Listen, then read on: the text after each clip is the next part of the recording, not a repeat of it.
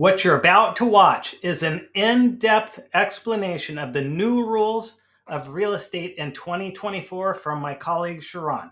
You can reach out anytime if you have other questions, and I'd be happy to help you. If you live in the United States and you currently own a home or you're looking to buy a home in the future, then this video is for you. The real estate industry is going through some changes, and I want to walk you through the main changes that you may need to know as you go through the process of selling your home or buying a new home in the coming years. So I want to give you the story so far. The story so far is that in the recent years, there have been several lawsuits against the NAR, which is the National Association of Realtors, the trade body that supports the real estate community, and several real estate brokerages. And to spare you all the details, at the end of, as of August 2024, several of these parties have entered into a settlement agreement, and this has resulted in one big thing: a bundle of practice changes, fundamentally changing the way real estate transactions are actually happening in the United States going forward. And I'd like to break down exactly what this is for you so that you have a good understanding whether you currently own a home, thinking about selling it, or maybe buying a home in the near future. So first you may be asking, hey, but wait, who are you and why should I really care about what you have to say? So I'm glad you asked. My name is Sharon Srivatsa. I've been in this business 20 plus years. I have been an entrepreneur in the Silicon Valley. I've been an investment banker at Goldman Sachs and at Credit Suisse. I have run a private equity firm for the last decade. I've been a real estate investor, and I own thousands of units of real estate. And over the last many years, I have overseen 100,000 plus real estate transactions in all 50 states plus DC. So I have a decent understanding of this process overall. And today we currently operate one of the largest publicly traded real estate companies in the world. So it gives us a unique advantage into seeing what is happening overall and how we can help. But the main purpose of this video is to help our clients understand the chunky rules that are coming in place so that you have a broad idea of what is actually at play and how it actually works. So the thing that I want to share with you today are the three things that every homeowner needs to know going forward with these new rule set changes. And it may get a little complex. So I'm actually going to get off the screen, and I'm going to get on to my iPad and draw it out for you to explain to you how this process works overall. So there's three big changes coming to the real estate business in 2024. The first one is a representation approach.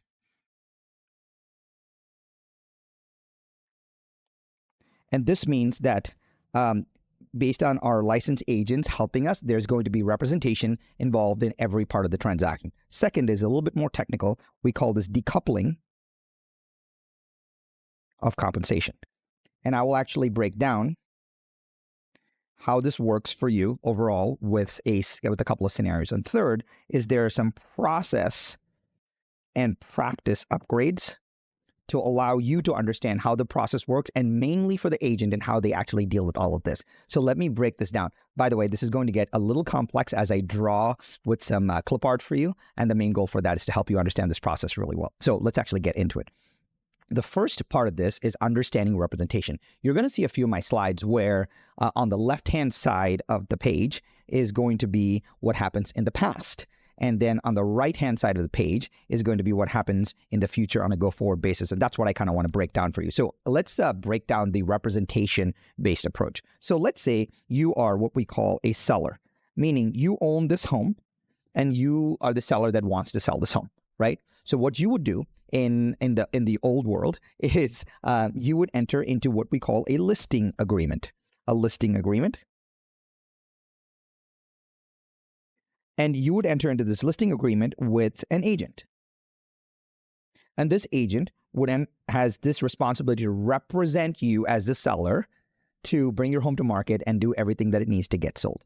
This is the traditional way it's been done. And the best part is going forward into the future, this is exactly similar.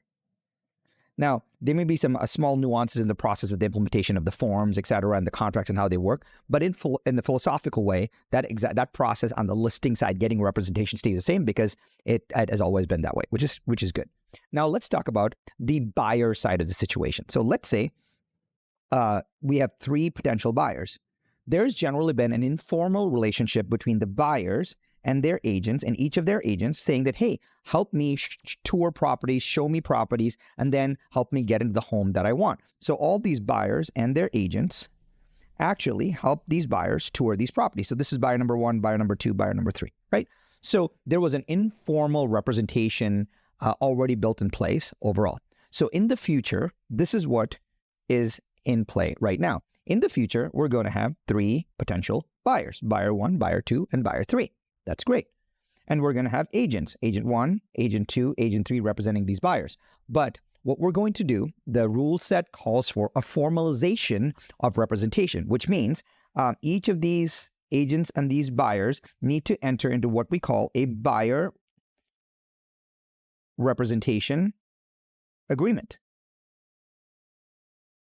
So there is going to be a buyer representation agreement on the front end of the relationship that then allows each of the buyers to work with the clients to help them actually tour homes.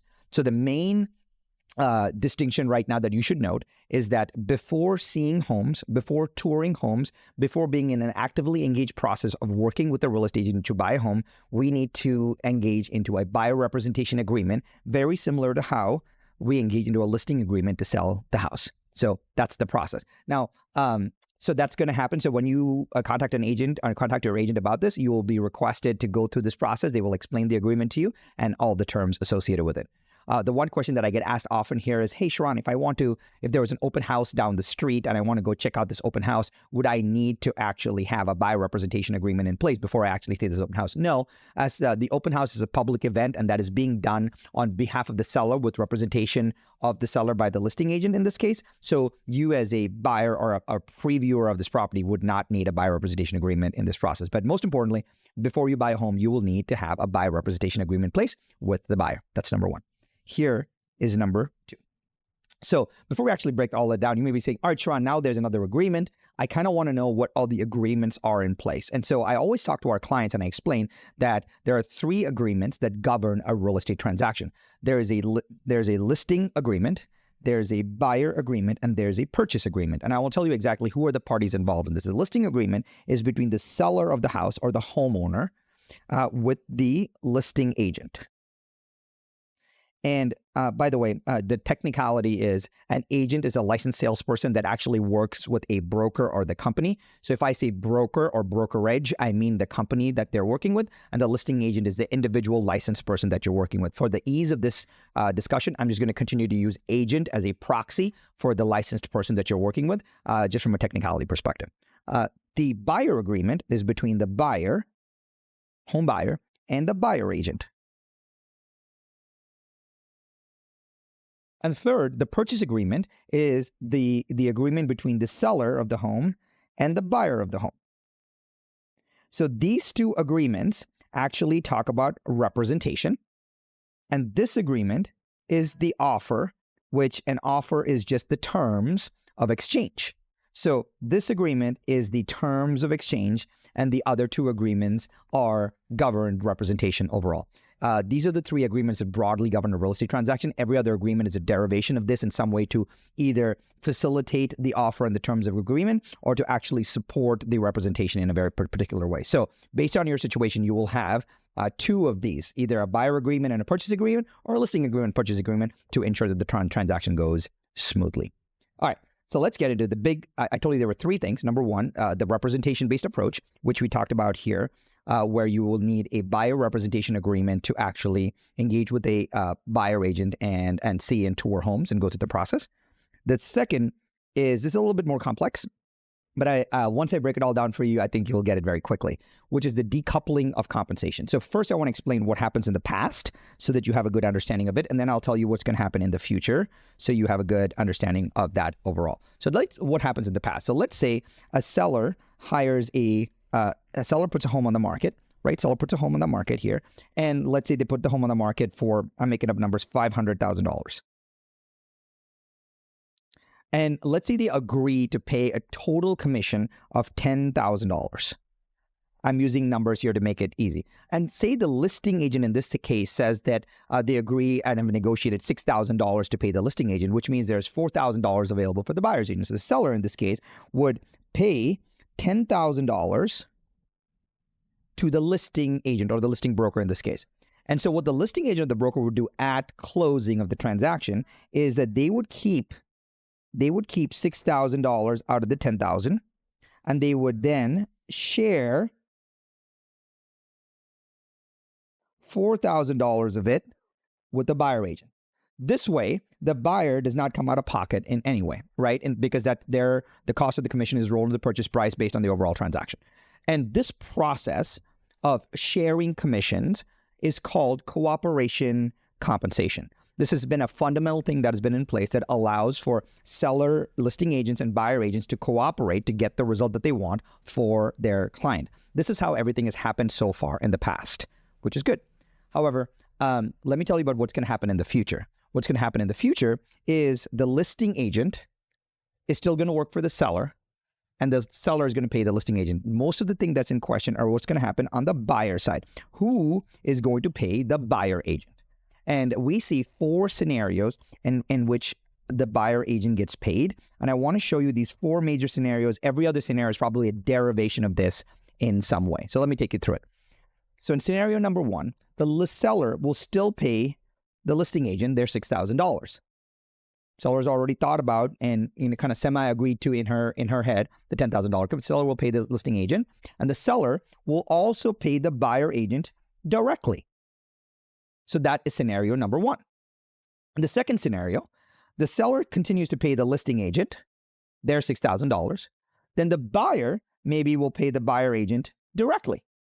So this is called seller or buyer directed compensation, right? So as you see, the seller pays the listing agent directly, and the buyer pays the buyer agent directly. That is scenario number 2. A third scenario could be a combination scenario where the seller pays the listing agent, and then the seller and the buyer, during the process of negotiating the terms of the offer and the terms of the exchange, agreed that they would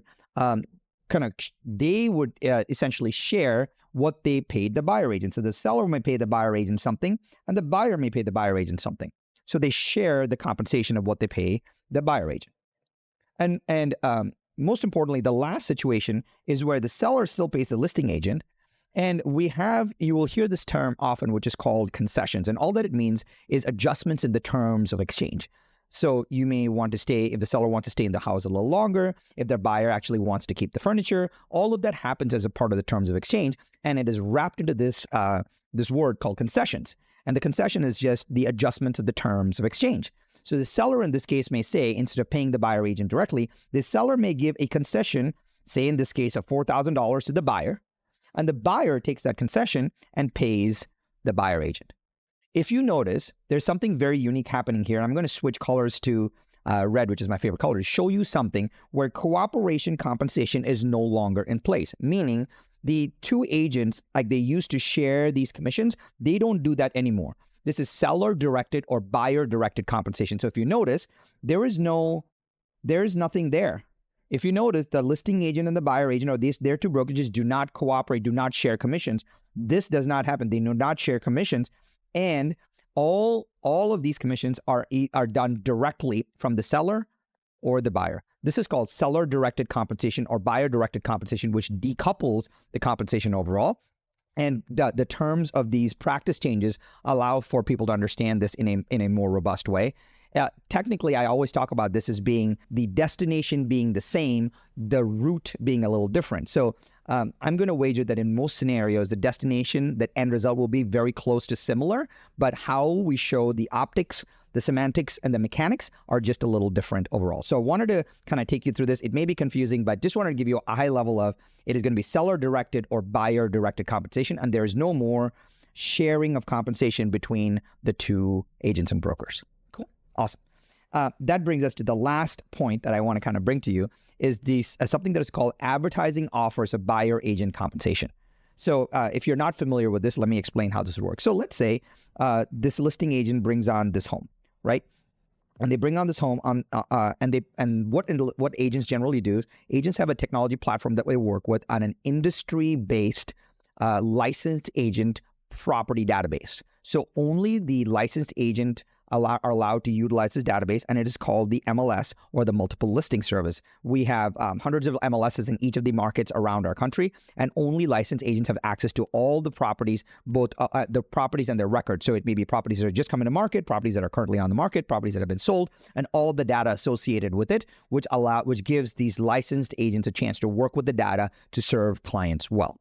So in this case, in the past, what would happen is that a listing agent would say, okay, hey, I, as a listing agent, I'm going to keep the $6,000 of commission that is presented to me, and I'm going to offer out $4,000 of commission to the potential buyer agent. And the listing agent puts this $4,000 of commission into the multiple listing service for all buyer agents in the marketplace to see.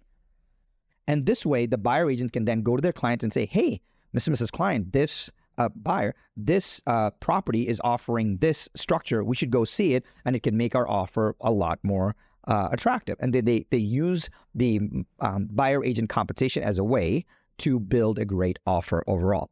And this exists because when you can actually showcase what is being offered to the buyer agent, it showcases one important thing, which is cooperation compensation, or broker-to-broker compensation. This is what used to happen in the past, but going forward, this is not happening anymore. So what is the path for the future? So there are three big paths for the future. Let me actually walk you through all three paths, which I think will be helpful to you. Path number one is this, which is there's no more offers of buyer agent compensation on the MLS. So this will never be seen anymore, because we believe that now the seller should control what is actually being shown and use that as a terms of exchange. However, it is okay to advertise off the MLS the buyer agent compensation, but it needs to be seller directed.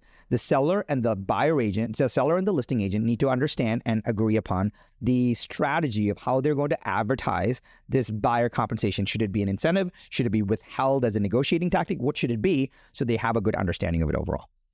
And the third is that how does this actual process take place?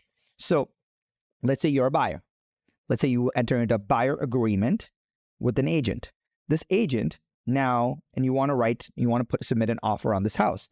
This is really good, because now you put an offer in on this house. Well, in the conceptual way, and there's no technical breakdown of this, but I want to explain this to you. The offer in the new world has two philosophical parts. Part one of the offer is the terms of purchase. What is the overall terms of purchase of the house? Hey, here's the cash consideration. Maybe there's a loan. Maybe there's some contingency periods. Maybe they want the washer dryer. Maybe they want X amount of days to actually finish. All the terms are associated with the offer of the house. But it's also going to include a request from the seller for buyer agent compensation. So this offer is going to be packaged and presented by the buyer agent to the seller on, hey, here are the terms of the offer. This also includes a request for buyer agent compensation. Now, the buyer agent compensation is part of the terms of the offer and is negotiated just like anything else overall. And that's why we talked about the various versions of seller-directed buyer compensation. This is a process change. Now, you don't have to understand or know this. I just think you needed to know this in concept, but your agent can explain all of this to you. This is a small change in the practice of how things are done, and this will allow for a better negotiating leverage and more transparency in the entire process. These are the only things that you need to kind of know overall. So you may be saying, all right, Sharon, that's very interesting. Kind of come summarize all of this for me. So there's three things overall that we need to know. Thing number one is buyer's agents must enter into a written agreement with the buyer in order to actually help them and be their fiduciary in supporting them to getting a home that they want at a price that they want, at the terms that they want. Number two is these practice changes are all moving towards compensation that is paid directly by the seller or the buyer. So we call it seller-directed compensation or buyer-directed compensation. There is no more cooperation or sharing of commissions between the listing broker or the listing agent, the buyer broker or the buyer agent. And last but not least, there are no more offers of compensation to be made on the MLS, allowing for true decoupling and full strategy of what buyers and sellers want to do in this offer negotiation process. All right. So whenever I present this to our clients, they always end up saying, hey, Sharon, I have a bunch of questions. So I summarized the 5 big questions that you're probably thinking of right now. The first question is, hey, are commissions fixed or set? Well, let me tell you this. nothing is fixed or set. And nothing has ever been, and nothing is ever going to be, because this is all based on a terms of exchange. All that needs to happen is that a seller of a home and a buyer of a home need to agree upon certain terms. A part of those terms include commissions and compensation. So none of it is fixed. The terms of a house can differ. You may be willing to sell your house for $1 a day for the next 4 million years. You may be asked for $10 million a day. You may want to pay commissions. You may not want to pay commissions. None of it is set. It is ensuring the smoothest possible way for buyers and sellers to get to the terms that they want in this entire transaction. That's number one. Here's number two, which is, well, Sharon, I've heard that I don't have to pay commissions anymore. It is actually true. You never had to pay commissions before. You never had to pay commissions in the future. But the most important part of this is the commissions are consideration paid for representation. So if you would like professional representation, then there's a fee that comes with it. For example, there are situations where home sellers may choose to list their home for sale by owner. They don't pay a listing side representation for that. There are times when a buyer may choose to not be represented in this process. They don't have to pay buy side representation. But there are studies that have shown that utilizing and working with a licensed professional almost always in the highest of statistically significant scenarios provides you a better result. Now, it is up to you on whether you want to pay commissions or not, but most importantly, commissions are tied to consideration for representation, meaning if you have professional representation, which we suggest, having done this, which I suggest you do, even me as knowing all of this, I still work with a licensed agent every single day as I buy and sell property. So if you don't have to pay any commissions, but if you want representation, you have to figure out what part of that process and negotiate that with your representative, just like you would with your CPA or your attorney or any other professional service professional, right? That's number two. Here's number three. Do I have to sign a buyer representation agreement? Yes. This is just like we sign a listing agreement to bring a home to market. As a potential home buyer, you will sign a buyer representation agreement to engage professional services of a buyer agent to help you through that process. And that buyer agent can take you through all the terms of that representation agreement so that they can work in their fiduciary capacity with you. So yes, you have to sign a buyer representation agreement to be actively involved working with an agent in the process of buying a home. The question is, does this apply to certain markets or certain types of properties? So this applies to residential real estate properties at this time, but this new rule set is actually impacting the entire United States. There's a couple of local markets that have some litigation legal nuance, but I'm going to foresee that even that goes away. This is going to be a rule set that is accepted by all parties in all states and DC in the United States. So yes, I would assume that this applies to all markets and residential properties. And last but not least, the question is, hey, can I just work with my agent that I already know and love? Yes, absolutely. Nothing changes in how this agent represents you. There are just some practice changes overall in this process. And yes, you could call your agent, you should talk to them about it. And yes, you should, if you love working with your agent, please continue to work with them because they are here in service of you. Now, I want to finish up by just saying this one thing, which is I've had a chance, a unique perspective to do something different. I've had 20 plus years in this business. I've done a lot of interesting things. I've worked in Silicon Valley. I've worked on Wall Street. I've run a private equity firm. I've been a real estate investor. We now run one of the largest real estate companies in the world. And I will tell you, all of those are not as hard as being a real estate agent. And you may think that's a little tongue in cheek, but I mean this with the utmost respect, because the real estate profession has had a diffusion of optics, meaning from the outside looking in, it looks like a very simplistic job. But having worked with real estate agents for 20 plus years, I will tell you that the complexity of what an agent goes through, understanding the broader rules of the marketplace, understanding how agents actually collaborate in the marketplace, understanding each of the forms to protect you, understanding the process changes of negotiation, understanding how to bring a home to market, how to negotiate on each of these processes, what vendors to bring in to actually get you the final settlement. These these are not only are complex and involve dozens of parties that are involved in the transaction, but the sequence of them, the way to negotiate with them and to pull them all together is something that artificial intelligence can't do at this time. So even as an avid that I own my home and I own thousands of units, I still work with a real estate agent every single time in every single transaction, and I think it's a positive thing overall. And these new rule sets actually further establish professional representation and compensation based on representation, which I think is a good thing for the entire industry as a whole. So most importantly, I have one last thing for you, which is please call your real estate agent. If you are thinking about what it means for the value of your home, if you're thinking about what the home would be worth in today's market, or what would it take to actually sell in today's marketplace, or you think about buying a home in the near future or investing in real estate, please call your real estate agent, because they are the licensed professional to support you with one of life's most complex transactions. And it also calls for them to be a fiduciary, to always put your interests above anything else.